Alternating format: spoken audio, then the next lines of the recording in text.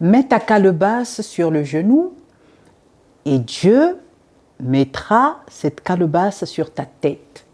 En d'autres mots, aide-toi, le ciel t'aidera. Mais qu'est-ce qui se passe, surtout en milieu chrétien? Après avoir reçu une prophétie, nous devenons de plus en plus paresseux. Nous pensons que c'est Dieu qui accomplira tout à notre place.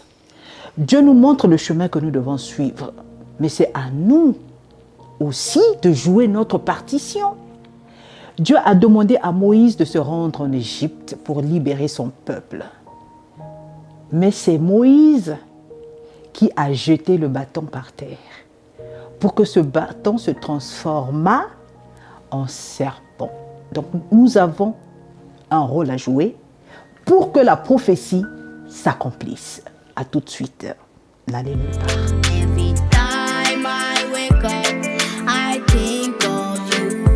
Every time I wake up, I think of you. En dehors de Jésus-Christ, la personne qui m'inspire beaucoup, c'est Moïse. Il était d'une patience extraordinaire et d'une humilité hors pair. Et je le considère comme l'un des plus grands leaders que le monde ait jamais connu. Moïse, il avait sur lui la main de Dieu. Dieu avait un plan pour lui. Et comme vous d'ailleurs, Dieu a un plan pour vous. Mais qu'est-ce qui s'est passé? Dieu l'a entraîné. Dieu savait qu'il devait utiliser un bâton. Dieu savait qu'il devait utiliser plusieurs choses afin que la mission qu'il lui avait confiée soit réalisée à 100%. Dieu a demandé à Moïse de lui-même jeter le bâton. Dieu a demandé à Moïse de lui-même aller parler à Pharaon. Pourtant, Dieu pouvait parler directement à Pharaon, mais il a demandé à Moïse d'aller parler à Pharaon. Mais avant que Moïse n'en arrive là, il est passé par un chemin. Malheureusement, nous ne voulons pas passer par ce chemin-là, le chemin de la préparation. Nous avons tous un plan. Disons, Dieu a pour chacun de nous un plan défini, un plan particulier. Mais seulement nous ne voulons pas passer par ce chemin-là. Et lorsque certains ont le courage de passer par ce chemin-là, à la fin, nous les jalousons. Mais demandez à cette personne qui a réussi et que vous enviez ce qu'elle a enduré avant de recevoir les fleurs. Ce qu'elle a enduré avant de recevoir les félicitations.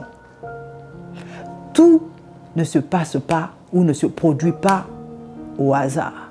D'ailleurs, je pense, pour moi, que le hasard n'existe pas. Non, le hasard n'existe pas. Il n'y a pas de réussite hasardeuse. Famille Avocep, je n'ai pas de définition aujourd'hui, mais j'ai juste un conseil. La loi est là également pour nous conseiller. Dans la vie, chacun de nous a un rôle à jouer.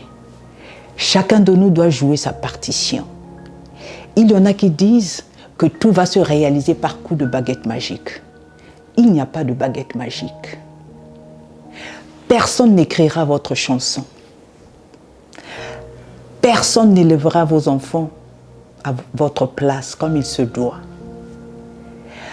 Personne ne pourra accomplir ce que vous seul êtes appelés à accomplir. Jouez votre partition. À très vite. Merci. Chacun de nous se prépare pour la réussite. Chacun de nous a sa part à jouer. Et je considère le monde comme une chorale où chacun doit chanter en partition. On donne à chacun sa partition. Et ceux-là qui n'arrivent pas à respecter leur partition font que la chanson devienne fausse. Elle n'est pas agréable à écouter.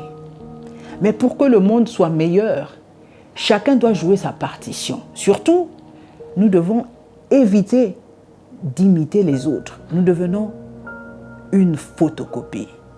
Et Dieu voudrait que vous soyez l'original. Parce que Dieu n'a pas créé de copie, il a créé un original. Vous êtes un original devant Dieu. Et c'est ce que vous devez manifester. La création tout entière soupire et attend avec un ardent désir la manifestation, la révélation des fils de Dieu. Vous êtes le seul à pouvoir accomplir votre mission. Vous êtes le seul à pouvoir réaliser ce que vous avez réalisé. Nous n'avons pas deux Albert Einstein. Nous n'avons pas deux Théophile Obenga. Nous n'avons pas deux Amadou Ompateba. Nous n'avons pas deux Sylvester Stallone. Vous êtes unique, soyez-le. Mais pour y arriver, jouez votre partition. À très vite. Merci. J'ai pris la casquette de mon fils aîné qui veut devenir militaire. Et en mettant cette casquette, je lui communique le goût. Tout à l'heure, en introduction, j'ai dit qu'il ne faut pas croiser les bras et espérer que Dieu fasse tout à notre place. Surtout si nous avons une vision, nous devons déjà nous mettre dans cette vision.